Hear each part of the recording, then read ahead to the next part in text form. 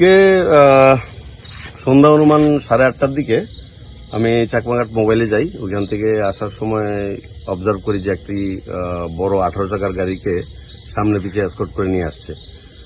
তখন আমি গাড়িটার পিছু পিছু ধাও করি। তখন দেখলাম যে আসাম রাইফেলসের একজন আছেন, ওনাকে আমি চিনি ব্যক্তিগতভাবে। ওনার নাম সঞ্জীব কুমার। উনি গাড়িটাকে লিড করে রাঙ্গলপাড়া আসাম রাইফেল ক্যাম্পে নিয়ে আসেন। তো আমিও আসাম রাইফেল ক্যাম্পের সামনে আসি। আসার পর তারা গাড়িটির সামনে ছিল একটি বোলেরো গাড়ি, মাঝখানে ছিল ট্রাক গাড়ি, পেছনে একটি স্করপিও গাড়ি, তার পেছনে আরেকটা আসাম রাইফেলের গাড়ি। সবগুলা গাড়ি ক্যাম্পের ভিতরে ঢুকিয়ে নিয়ে যায়, কিন্তু আমাকে বাধা দেয়। তো আমি বললাম যে আমি ওসি তেলিয়ামুড়া পিএস, আমি তো আমার জুরিডিকশনে কি হবে আমি কি জানতে পারি না। তখন উনি যিনি স্টেশন কমান্ডেন্ট সাহেব ছিলেন সঞ্জীব কুমার, উনি আমাকে ভেতরে ঢুকতে বাধা দেন।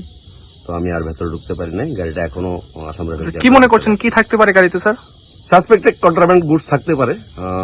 আমিও শিওর না এটা থাকবে কিনা। যদি উনারা জয়েন্ট সার্চ করতে, তাহলে আমাকে উনারা ভেতরে ঢোকার অনুমতি দিত। উনারা আমাকে ভেতরে ঢোকার অনুমতি দেয়। কি মনে করছেন কি কারণে আপনাকে ভেতরে ঢুকতে দেওয়া হয় না?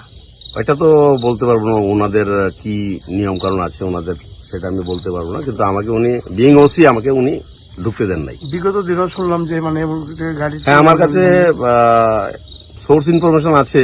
আসাম রাইফেল, কাস্টমস এবং বিএসএফ এর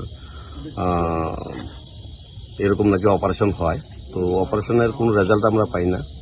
যদি কোনো অপারেশনে কোনো কিছু সাকসেস থাকে তাহলে তো এনডিবিএস আর্টিকেল আমার কাছে হ্যান্ড ওভার করবে, আমার এখানে এফআইআর হওয়ার কথা। কিন্তু আজ অব্দি কোনো